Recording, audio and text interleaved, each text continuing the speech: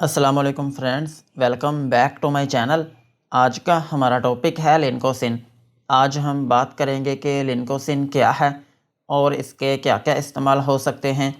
Pregnancy और dose की बात करेंगे और लास्ट में हम इसके साइड इफ़ेक्ट्स के बारे में बात करेंगे। लिनकोसिन ये एक ब्रॉड स्पेक्ट्रम एंटीबायोटिक मेडिसिन है और ये कैप्सूल और इंजेक्शन दोनों फॉर्म्स में अवेलेबल है। जो लिनकोसिन इंजेक्शन है ये दो तरह का होता है।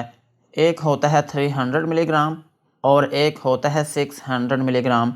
और कैप्सूल जो है ये एक ही तरह का होता है और ये 500 मिलीग्राम की स्ट्रेंथ में अवेलेबल है। और इनमें जो फार्मूला यूज़ हुआ है उसका नाम है लिनकोमाइसिन। ये था लिनकोसिन इंजेक्शन और कैप्सूल का इंट्रोडक्शन। अब हम इनके यूजेस के बारे में बात करते हैं कि वो कौन सी ऐसी कंडीशंस हैं जिनमें आप लिनकोसिन इंजेक्शन या फिर कैप्सूल का यूज़ कर सकते हैं। लिनकोमाइसिन इंजेक्शन को आप एनारोबिक इन्फेक्शन में यूज़ कर सकते हैं। एनारोबिक इन्फेक्शन जो है ये एक बहुत ही कॉमन इन्फेक्शन है जो कि एनारोबिक बैक्टीरिया की वजह से होती है। और ये इन्फेक्शन तब होती है जब आपकी बॉडी में कोई इंजरी आ गई हो या फिर आपकी बॉडी में कोई चोट लगी हो, तो फिर इस दौरान ये इन्फेक्शन आपकी बॉडी में हो सकती है। इस इन्फेक्शन में आप लिनकोमाइसिन इंजेक्शन और कैप्सूल का यूज़ कर सकते हैं। और लिनकोमाइसिन इंजेक्शन को आप क्रोनिक मिडल एयर इन्फेक्शन में भी यूज़ कर सकते हैं।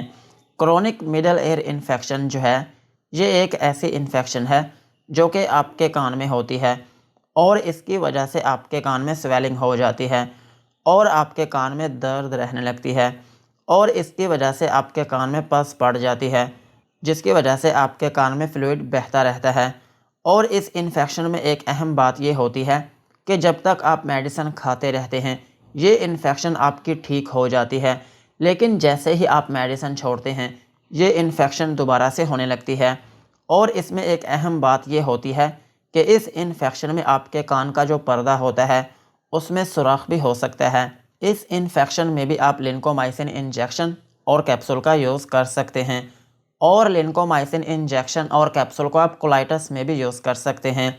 कोलाइटिस जो है ये एक ऐसी कंडीशन है जिसमें आपकी जो बड़ी आंत है और उसका जो एक हिस्सा है जिसका नाम है कोलन, उसमें इन्फ्लामेशन हो जाती है, जिसकी वजह से आपको बार बार डायरिया रहने लग सकता है या फिर आपके पेट में दर्द रहना शुरू हो सकती है। और इसकी एक अहम अलामत ये भी होती है कि जब आप खाना करते हैं तो फिर उस दौरान आपको उसमें ब्लड आना शुरू हो सकता है। इस कंडीशन में भी आप लिनकोमाइसिन इंजेक्शन या फिर कैप्सूल का यूज़ कर सकते हैं। और लिनकोमाइसिन इंजेक्शन या फिर कैप्सूल को आप इम्पेटिगो में भी यूज़ कर सकते हैं। इम्पेटिगो जो है ये आपकी स्किन की एक इन्फेक्शन है और ये ज़्यादातर इफ़ेक्ट करती है बच्चों को। इस इन्फेक्शन में भी आप लिनकोमाइसिन इंजेक्शन का यूज़ कर सकते हैं। और लिनकोमाइसिन इंजेक्शन को आप ऑस्टियोमाइलाइटिस में भी यूज़ कर सकते हैं। ऑस्टियोमाइलाइटिस जो है ये एक ऐसी इन्फेक्शन है जो कि आपकी हड्डियों और आपके जोड़ों में होती है। और अगर ये इन्फेक्शन आपकी हड्डियों और जोड़ों में होती है तो फिर इसकी वजह से उनमें स्वेलिंग होना शुरू हो सकती है और फिर इसकी वजह से आपकी हड्डियों और जोड़ों में दर्द रहने लगती है। इस कंडीशन में भी आप लिनकोमाइसिन इंजेक्शन और कैप्सूल का यूज़ कर सकते हैं। और लिनकोमाइसिन इंजेक्शन को आप निमोनिया में भी यूज़ कर सकते हैं। निमोनिया जो है ये आपके फेफड़ों की एक इन्फेक्शन है। आपके फेफड़ों में जो एयर सैक्स होती हैं जिनको हम हवा की थैलियाँ बोलते हैं, उनमें इन्फेक्शन हो जाती है, जिसकी वजह से आपको सांस की तंगी होने लगती है और आपकी चेस्ट में पेन होने लगती है। और जब आप खांसी करते हैं तो उस दौरान आपको बलगम आने लगती है। और इसकी एक अहम अलामत ये भी होती है कि आपको सर्दी के साथ बुखार होने लगता है। इस कंडीशन में भी आप लिनकोमाइसिन इंजेक्शन और कैप्सूल का यूज़ कर सकते हैं। और लिनकोमाइसिन इंजेक्शन को आप ऑफ्थैल्मिक इन्फेक्शन में भी यूज़ कर सकते हैं। अगर आपकी आंखों में इन्फेक्शन है या आपकी आंखों में स्वेलिंग है या फिर आपकी आंखों में रेडनेस है या फिर आपकी आंखों में कोई दाना बना है या फिर कोई फिंसी है, तो फिर इस कंडीशन में भी आप लिनकोमाइसिन इंजेक्शन या फिर कैप्सूल का यूज़ कर सकते हैं। और लिनकोमाइसिन इंजेक्शन का एक अहम यूज़ ये भी है कि आप इसको थ्रोट इन्फेक्शन में भी यूज़ कर सकते हैं।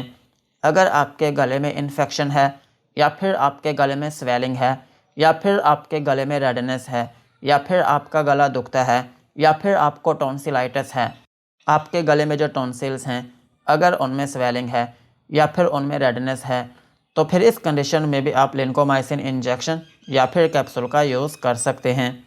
और लिंकोमाइसिन इंजेक्शन को आप पेल्विक इन्फ्लामेटरी डिजीज़ में भी यूज़ कर सकते हैं। पेल्विक इन्फ्लामेटरी डिजीज़ जो है ये एक ऐसी कंडीशन है जो ख़वातीन में होती है। इसमें यह होता है कि ख़वातीन में जो रिप्रोडक्टिव ऑर्गन्स होते हैं जैसा कि यूट्रस, वजाइना और फैलोपियन ट्यूब्स होती हैं, इन सब में इन्फेक्शन हो जाती है जिसकी वजह से उनके पेल्विक एरिया में बहुत दर्द होने लगती है और उसमें स्वेलिंग हो जाती है। इस कंडीशन में भी आप लिंकोमाइसिन इंजेक्शन या फिर कैप्सूल का यूज़ कर सकते हैं। और लिंकोमाइसिन इंजेक्शन को आप ऑपरेशन में भी यूज़ कर सकते हैं। अगर किसी शख्स का कोई ऑपरेशन हुआ हो तो फिर उसके बाद का जो ज़ख़म होता है उसको ठीक करने के लिए भी आप लिंकोमाइसिन इंजेक्शन या फिर कैप्सूल का यूज़ कर सकते हैं। और लिंकोमाइसिन इंजेक्शन को आप एक्ने में भी यूज़ कर सकते हैं। अगर आपके चेहरे पर दाने बने हैं या फिर आपकी बॉडी में किसी जगह पर फिंसियाँ बनी हैं, तो फिर इस कंडीशन में भी आप लिंकोमाइसिन इंजेक्शन या फिर कैप्सूल का यूज़ कर सकते हैं। और सेम इसी तरह आप इसको कार्बंकल्स में भी यूज़ कर सकते हैं। अगर आपकी बॉडी में किसी जगह पर फोड़े हैं तो फिर इस कंडीशन में भी आप लिंकोमाइसिन इंजेक्शन या फिर कैप्सूल का यूज़ कर सकते हैं। और लिंकोमाइसिन इंजेक्शन या फिर कैप्सूल को आप वुंड्स में भी यूज़ कर सकते हैं। अगर आपकी बॉडी में किसी जगह पर ज़ख़म हो और उसमें पस पड़ गई हो या फिर आपकी बॉडी में किसी जगह पर स्टिचेस लगे हों और उनमें पस पड़ी हो या फिर आपका ज़ख़म पहले से ज़्यादा ख़राब हो गया हो, तो फिर इस कंडीशन में भी आप लिंकोमाइसिन इंजेक्शन या फिर कैप्सूल का यूज़ कर सकते हैं। ओवरऑल अगर हम बात करें तो लिंकोमाइसिन इंजेक्शन और कैप्सूल जो है ये एक ब्रॉड स्पेक्ट्रम एंटीबायोटिक मेडिसिन है जो कि ग्राम पॉजिटिव और एनारोबिक बैक्टीरियल इन्फेक्शन को ख़त्म करती है। अगर आपकी बॉडी में सीरियस किस्म की इन्फेक्शन है तो फिर इस कंडीशन में आप लिंकोमाइसिन इंजेक्शन या फिर कैप्सूल का यूज़ कर सकते हैं। यही थे लिंकोमाइसिन इंजेक्शन और कैप्सूल के यूजेस। अब हम इनकी डोज के बारे में बात करते हैं।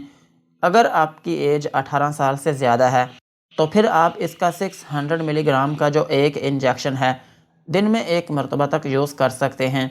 और ज़्यादा ज़रूरत पड़ने पर इस इंजेक्शन को दिन में 2 मरतबा तक भी यूज़ किया जा सकता है। और अगर हम बात करें बच्चों की तो बच्चों में इसका 300 मिलीग्राम का जो एक इंजेक्शन है दिन में एक मरतबा यूज़ किया जा सकता है। और इसमें एक अहम बात यह है कि ये इंजेक्शन सिर्फ हॉस्पिटल और क्लिनिक में ही यूज़ किया जाता है। इस इंजेक्शन को घर में यूज़ ना करें। और अगर हम बात करें कैप्सूल की तो इसका 500 मिलीग्राम का जो एक कैप्सूल है दिन में 1 से 2 मरतबा तक यूज़ किया जा सकता है। और अगर हम बात करें प्रेगनेंसी की तो प्रेगनेंसी में ये FDA कैटेगरी C में फॉल करती है, जिसका मतलब ये है कि ये मेडिसिन प्रेगनेंसी में सेफ़ नहीं है।